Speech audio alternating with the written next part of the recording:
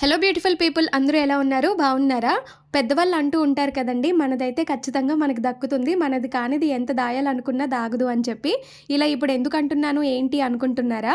మా ఫ్రెండ్‌దైతే మొబైల్ దొంగతనం చేయబడి 11 మంత్స్ అవుతుందండి. ఆ రోజే పోలీస్ స్టేషన్‌లో కంప్లెయింట్ ఇచ్చింది. బట్ మొబైల్ పోయిన తర్వాత దొరకడం అనేది నో ఛాన్స్ కదా! సో, అలా అనుకోని తనైతే ఆశలు కూడా వదిలేసుకుంది. కానీ సడెన్‌గా నిన్న పోలీస్ స్టేషన్ నుండి కాల్ వచ్చింది. మీ ఫోన్ అయితే రికవర్ అయింది. వచ్చి కలెక్ట్ చేసుకోండి అని చెప్పి. ఆ హ్యాపీనెస్‌లో మాకైతే చాట్ పార్టీ కూడా ఇచ్చింది తను. మొబైల్ అయితే దొరికింది కానీ, ఆ దొంగ ఎవరో చాలా బాగా వాడుకున్నట్టున్నారు. పాస్వర్డ్ అది చేంజ్ అయిపోయి, మేము రీసెట్ చేసినా కూడా పాస్వర్డ్ ఓపెన్ అవ్వట్లేదు. మీకెవరికైనా తెలిస్తే దీని గురించి కామెంట్ చేయండి. అండ్ ఇలా పోగొట్టుకున్నది మనదైనా కూడా దొరుకుతుంది అని చెప్పి కావాలని అయితే పోగొట్టుకోకండి.